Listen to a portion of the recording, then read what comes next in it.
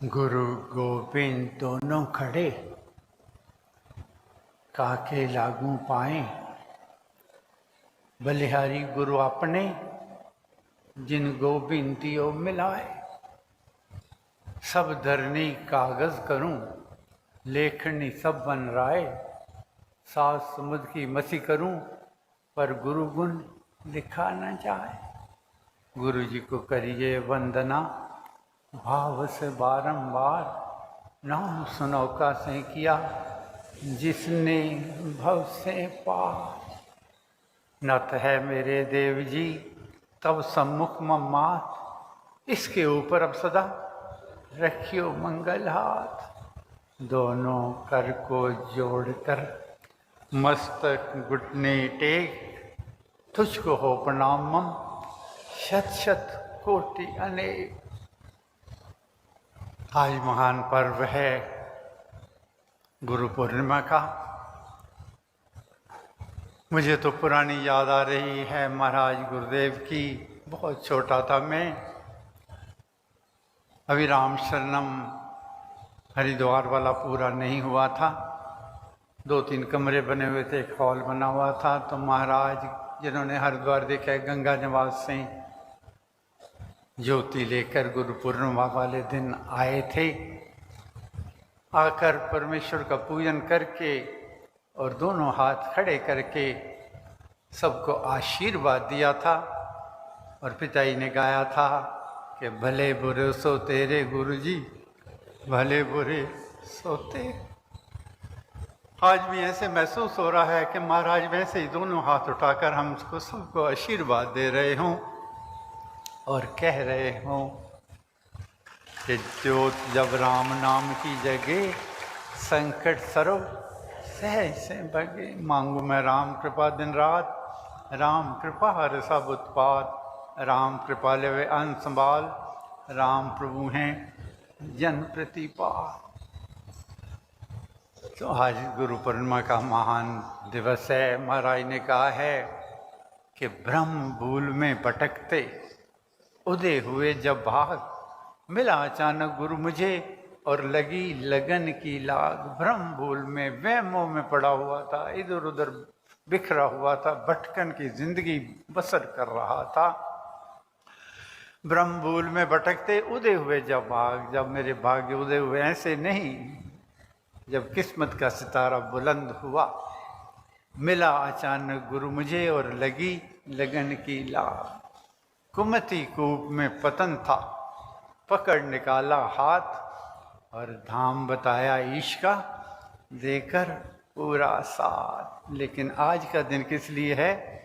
आज का दिन कृतज्ञता आभार प्रकट करने के लिए, उसके गुण उपकार का पा सुकून नहीं पार। रोम रोम कृतज्ञ हो और कहे सुधन्य पुकार। क्या कहे कि उसके द्वार कुटीर पर मैं दूं तन सिर बार। नमस्कार बहुमान से करूं मैं बारंबार।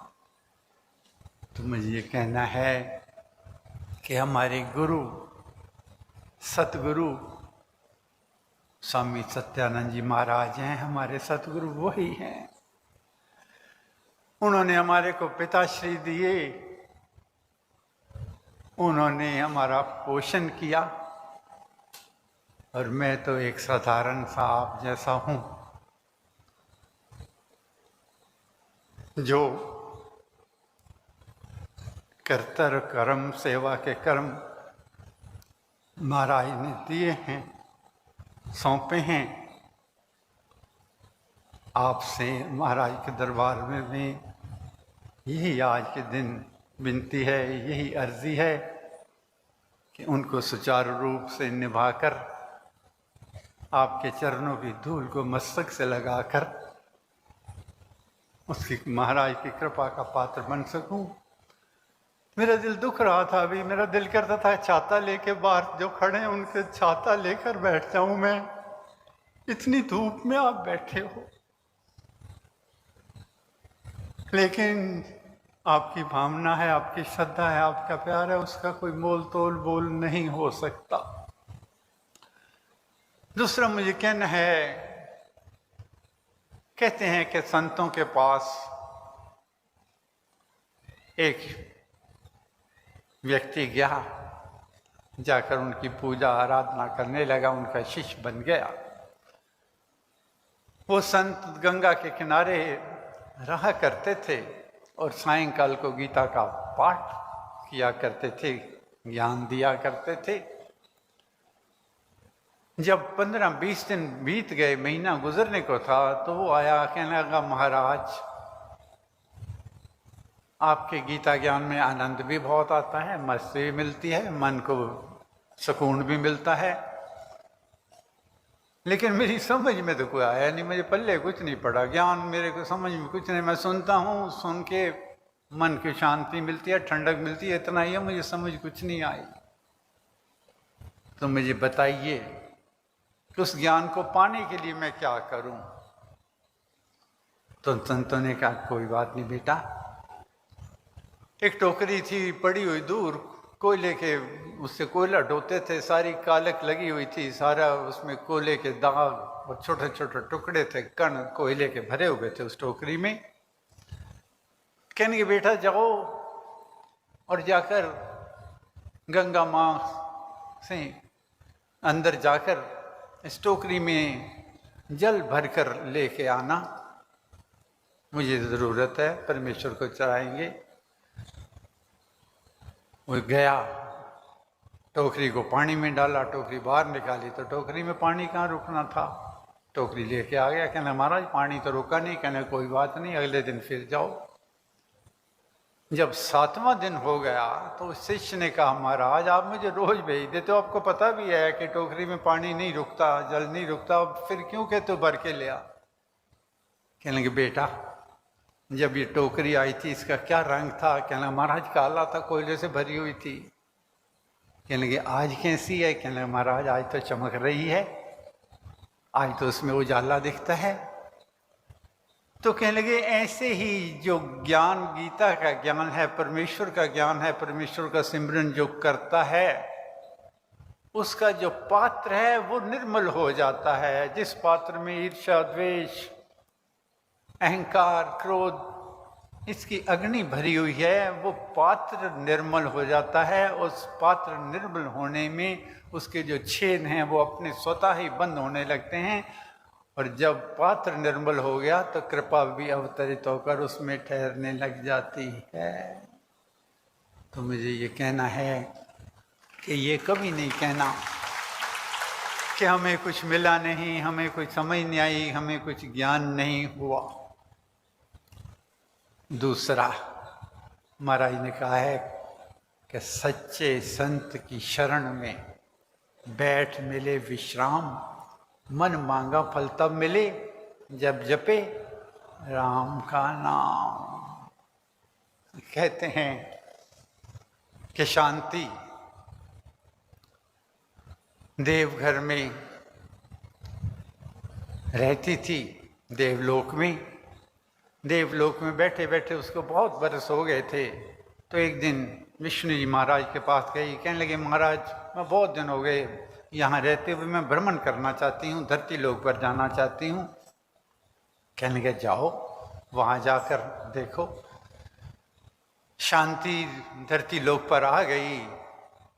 आकर जाति जिसके घर जाके देखे उसके घर कलेश है, जिसके घर देखे उसके घर अशांति है। सारा नगर घूमा, सारे दरबार घूमे, जगह जगह घूमे, सब जगह अशांति, सब जगह कलह देखकर जब परेशान हो गई तो कहते हैं कि गुरुओं के पास जाकर अपना दुखड़ा बताने के लिए उनकी शरण में जाकर नमस्कार किया, नतमस्तक हुई।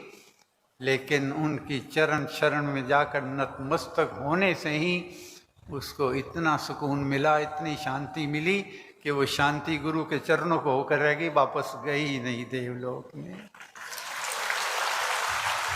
तो तब महाराज ने कहा है कि सच्चे संत की शरण में बैठ मिले विश्राम, मन मांगा फल तब मिले जब जपे राम का नाम। संतों की निशानी यही है।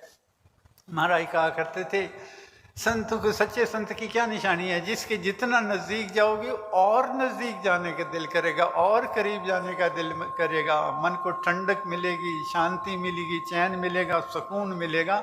समझ लेना कि हमें सतगुरु मिल गए हैं। ये कहना है कि उसके गुण उपकार का पा सकूं नहीं पार, रोम रोम कृतज्ञ हो कहे सुधन्य पुकार। आज गुरु पूर्णिमा वाले दिन जहाँ महाराज का आभार प्रकट करना है, कृतज्ञता प्रकट करनी है कि उन्होंने हम कंगलों की झोली में राम नाम का अनमोल रत्न डालकर, लेकिन महाराज एक बात कहा करते थे कि मैं तो अनमोल रत्न परमेश्वर के नाम का आपको दे रहा हूँ, इस विश्वास के साथ कि मन का है राम नाम का ऐसा, चिंतामणि पारसमणि जैसा। लेकिन एक बात याद रखना, राम जाप दे आनंद महान, पर मिले उसे जिसे देव भगवान, जिसकी रही भावना जैसी प्रभु मुहूर्त देखी तिन तैसी। अगर तो हमने इसकी कीमत जान ली, पहचान ली, मान ली, तो उसकी निशानी क्या है कि कहत जनार्दनी भाविनी का, जिसे देखूं वही राम श्री का। परमेश्वर में अगर आपका विश्वास पक्का हो गया, पिताजी भी कहा करते थे महाराज की बात कि जिन्ना सिदक तेरे ते रखिया उन्ना सब कुछ पाया है, और तो मलदे रह गए तलियां जिन्होंने सिदक ना आया है। अगर परमेश्वर के सिमरन करने से, यहाँ आने से विश्वास में, या कहते हैं कहने में मुझे विश्वास है, और मन की भटकन नहीं गई, मन के अशांति नहीं गई, मन का जो चंचलता का गहरा सागर हमने पाल रखा है वो वैसे ही उछलता रहा, तूफान उसमें आते रहे, तो ना तो नाम में कमी है, ना हमारे गुरु महाराज में कमी है। कमी है तो हमारे विश्वास में कमी है। तो विश्वास पक्का रखना है। मेरा मुझ में कुछ नहीं, जो कुछ है सो तोर, और तेरा तुझको सौंपते क्या लागत है मोर। अब सौंप दिया इस जीवन का सब भार तुम्हारे हाथों में है, जीत तुम्हारे हाथों में और हार तुम्हारे हाथों में। लेकिन हार होने भी लगे तो हमने माननी नहीं हार, क्योंकि जिस नैया के राम खवैया वो नैया फिर क्यों डोले। जब दुखड़े बहुत आने लगे तो महाराज अपना विश्वास नहीं डोलाना, केवल वो याद कर लेना दोहा महाराज ने जो लिखा है कि धीर जनों पर दुखड़े आते उनसे तोबे परखे जाते। मेरी इम्तिहान की घड़ी आ गई है, मेरे विश्वास के इम्तिहान की घड़ी आ गई है, और उसमें मैंने फेल नहीं होना। विश्वास रखना तो पक्का रखना है। कबीरदास जी महाराज का बहुत पुरानी बहुत चर्चित तो हमारे पिताजी बहुत सुनाया करते थे कि कबीरदास जी का विश्वास परमेश्वर पर संपूर्ण था। एक दिन उनसे मिलने के लिए कोई आया, और जो कबीरदास जी महाराज थे वो बाहर गए हुए थे, तो उसको कोढ़ की बीमारी थी, असाध्य रोग कहा हुआ था सब ने, वैद्यों ने, डॉक्टरों ने। तो किसी ने उसको कहा कि कोई बात नहीं, जो असाध्य रोग है वो भी गुरु कृपा से दूर हो सकता है, आप जाइए। कबीरदास जी के बारे में ये बहुत प्रसिद्ध है कि उनमें शक्ति है, ज्ञान है, आपके इस कोढ़ के रोग को दूर करने की वो क्षमता रखते हैं। कहते हैं वो व्यक्ति आ गया, घर आया तो कबीरदास जी तो घर में नहीं थे, वो तो किसी बाहर कार्य पे गए हुए थे। माँ लोई घर में बैठी थी, कहने लगे माँ मैं तो बड़ी दूर से आया था और बड़ी आस लेकर आया हूँ इस दर पे, मेरा कोढ़ है, असाध्य रोग है, और कहते हैं कि कबीरदास जी इसको दूर कर सकते हैं। माँ आप कहते हैं कबीरदास जी घर में नहीं है, मैं क्या करूँ। कहने कोई बात नहीं बेटा, तेरे को पक्का विश्वास है। कहना पक्का विश्वास, तभी तो आया हूँ, तड़फता हूँ मैं यहाँ। माँ लोई ने एक तुलसी का पत्ता लेकर उसको जल में अब सिंचित करके और 3 दफ़ा राम राम कहा, और उसको भी कहा कि तू 3 दफ़ा राम राम कह। उसको दिया और थोड़े से पत्ते दिए जिनका लेप लगाने के लिए। कहते हैं लेप लगाने के बाद उस चरणामृत को पीने के बाद क्या देखता है, चंद मिनटों में ही उसका शरीर स्वस्थ हो गया और उसका कोढ़ का रोग दूर हो गया। वो तो प्रसन्नचित नाचता गाता हुआ धन कबीर कहता हुआ जा रहा था। जब रास्ते में देखा कबीरदास जी ने कि कोई आ रहा है सामने और धन कबीर कह रहा है, उन्होंने रोक लिया। कहना कि तू कबीर जी दास जी को जानता है? कहना नहीं। तूने देखा है? कहने का नहीं। कहना जानता नहीं देखता नहीं, धन कबीर क्यों कहता आ रहा है? कहने का महाराज पूछो ना। ऐसे में उनके घर गया, वो नहीं थे, माँ लोई थी। उसने मुझे 3 दफ़ा राम राम कहा और मुझे 3 दफ़ा राम राम कहने के लिए कहा और कहने का विश्वास रख, तेरा कोढ़ दूर हो जाएगा। वो 3 दफ़ा राम राम कहने से और जो उन्होंने पत्ता रखे उनसे मेरा कोढ़ दूर हो गया, इसलिए मैं धन कबीर कह रहा हूँ। कहते हैं कबीरदास जी जब घर में आए तो रूस के बैठ गए। मई लोई घबरा गई। तो कबीरदास जी तो कभी रूठे नहीं। क्या हो गया, मेरे से कौन सी गलती हो गई? कहने के ऐसे ऐसे कोई व्यक्ति आया था। कहने के हाँ महाराज आया था। तूने क्या कहा था? कहने के मैंने उसको 3 दफ़ा राम राम कहने को कहा था। कहते हैं इसीलिए मैं रूठ गया हूँ। तूने 3 दफ़ा क्यों कहना पड़ा? 1 दफ़ा राम कहने से तेरा विश्वास पक्का क्यों नहीं हुआ? तेरा विश्वास कच्चा था। तब कहा है जे मैं जान दी पति ने रुस जाना तो इको बारी राम बोल दी। तो मुझे ये कहना विश्वास रखना तो पक्का रखना, फिर मुड़ के क्या देखना। तो आज के दिन महाराज से, गुरु महाराज से, परमेश्वर से यही याचना करनी है, यही मांगना है आज उनके दरबार से कि मुझे भरोसा राम तुम दे अपना अनमोल, रहूं मस्त निश्चिंत में कभी न जाऊं डोल। राम नाम घट भीतर बसे, सांस सांस नस नस से रसे, सपने में भी न बिसरे राम। राम राम श्री राम राम राम। जिना सिदक तेरे ते रखिया उन्हें सब कुछ पाया है। वो तो मलदे रह गए तलियां जिन्होंने सिदक न आया है।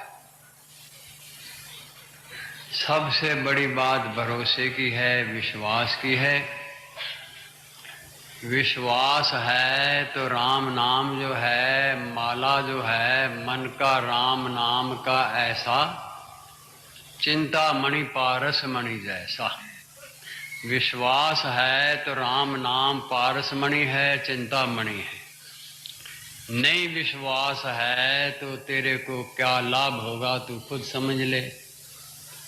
नहीं लाभ होवे तो समझ ले कि तेरे विश्वास में कमी है, संतों के लिए तेरी भावना में कमी है और शुभ कर्म करने में तेरा आलस है। भगवान के नाम में जबरदस्त शक्ति है, ये समझने की बात है।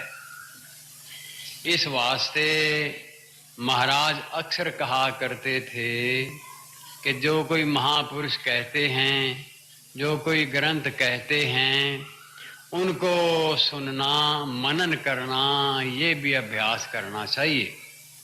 मुश्किल बहुत है, कठिन बहुत है, इसमें कोई संदेह नहीं है। पर ये महाराज कहते थे कि मार्ग चलते जो गिरे वाको नाही दोष, कह कबीर बैठा रहे तासिर करने कुछ, कोई बात नहीं। तूने जाप करने का संकल्प बनाया, टूट गया, कोई बात नहीं। शुभ कर्म करने का रास्ता अपनाया, टूट गया, कोई बात नहीं। फिर चला जा, फिर खड़ा हो जा। जख्मी हो के गिर पड़ा, फिर खड़ा हो। जो आदमी रुक जाता है वो मंजिल उसकी रुक जाती है। इस वास्ते महापुरुषों के कथन जो हैं उनको सुनना बहुत अच्छा है, बहुत लाभदायक है। जितनी देर कोई सुनता है उतनी देर तो अच्छा है। लोग कहते हैं संतों की क्या जरूरत है। जो बार बार कहते हैं कि महीने में एक बार संत को मिलो, मिलते रहो, क्योंकि ये जिंदगी जो है ये रुक जाती है। इस वास्ते अच्छे अमल करने के लिए भी सहारे की जरूरत होती है, तो वो आदमी को करना ही चाहिए। तो महाराज का कहना है कि ग्रंथों का नमस्कार करना है, पर बात अमल भी करनी है। हम लोगों ने पढ़ा है कि दुर्जन की करुणा बुरी भली संत की त्रास, सूरज जब गर्मी करे तब बरसन की आस। इस वास्ते दूसरी बात यह है कि संत के बिना तो आदमी का जीवन नीरस है, फूका है, किसी प्रकार का नहीं है। लेकिन संत मिले कहाँ से? वो प्रार्थना करनी चाहिए भगवान से कि परमेश्वर सच्चा संत मिल जाए। हमेशा याद रखिए कि परमेश्वर नहीं नाराज होता है, जैसे माँ नाराज नहीं होती है, परमेश्वर भी नाराज नहीं होता है। परमेश्वर हमेशा हमारा भला करता है।